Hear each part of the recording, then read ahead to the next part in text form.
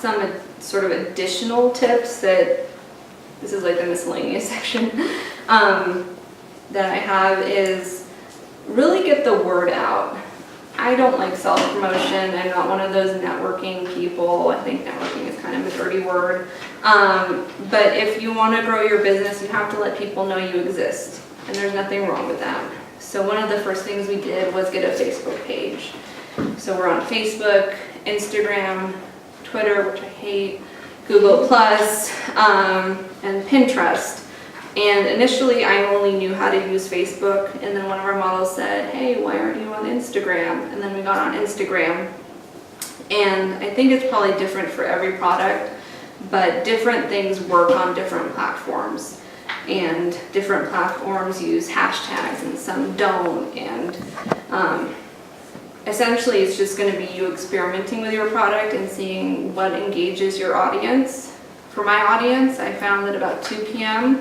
they were really bored at school, and if I posted then, I got a lot more likes and a lot more comments, I kid you not, than in the morning or when they were out of school. So if I can, I try to post at that time. If I don't make it at that time, I don't stress out. But there's definitely a difference in my numbers. So that's one thing. Another sort of random piece of advice I heard when I was first starting out is that successful shops on Etsy have a lot of items. Now that doesn't mean you have to have a lot of items overnight, and you don't have to stress out about it, but just keep that in mind. And that's one of the reasons we've diversified out into petticoat slips, and we're now doing veils and things like that, is because it is true that successful shops do have more items. Another thing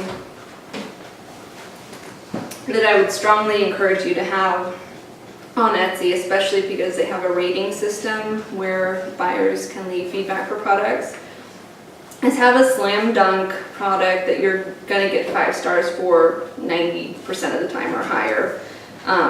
My godmother calls this our bread and butter, and it's really great that way. And that's part of the reason we take a lower margin on our petticoat slips, is they sort of even out the occasional bridezilla, for lack of a better term. So that's something I would encourage you to have, is something that's low stress, that's easy, that you can just whip out and get that 5-star review. Another trick I've learned is for our slips, because we do have them in stock, we have a one size fits most, and then we do the custom work as well, is I ship them really quickly, and people love that.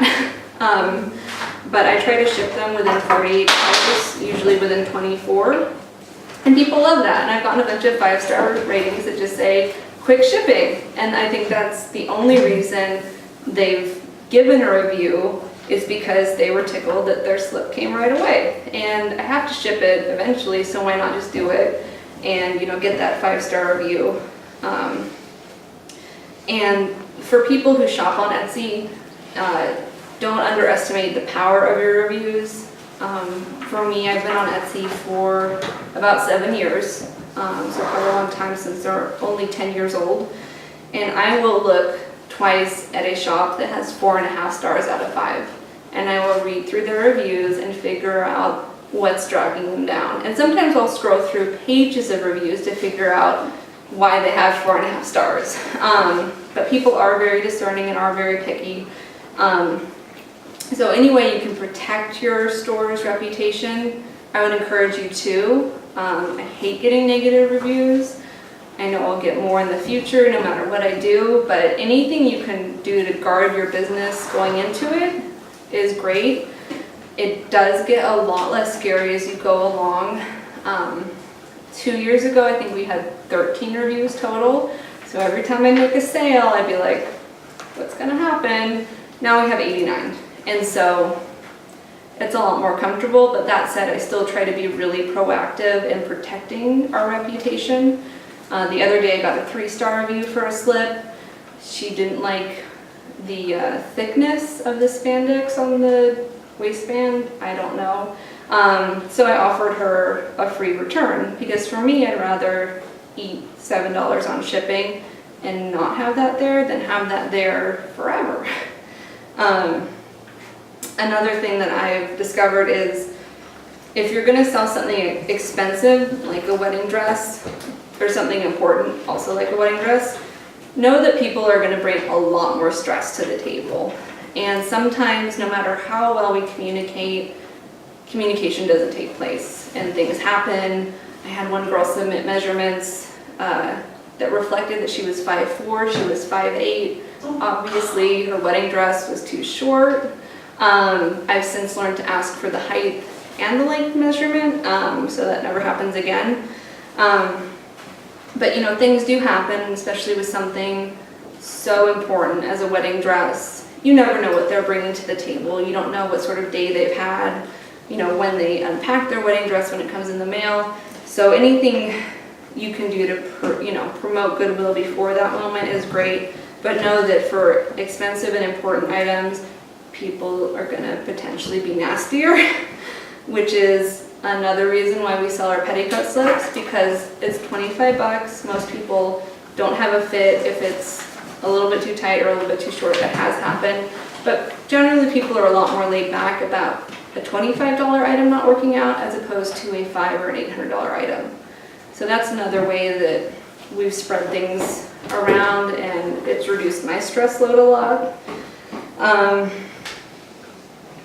And sort of an aside, I see this reflected in some of your faces. Don't feel like you have to do everything right away. It's okay to have your idea, to work on your craft, and to let things grow from there. You don't have to go home and drop a 6-month or a year plan on how to implement everything I've talked about. That's not the point. And that's something that I've struggled with. Like, I have a running to-do list of everything I want to do on the business, but I step back from that and I don't feel like I have to do everything right now. And I think that's one of the dangers of working for yourself and of working from home, is feeling like any spare moment you have needs to be going to your business, especially if you're trying to support your family. I think it's easy for us to put a lot of pressure on ourselves, but I don't think that's the point ultimately.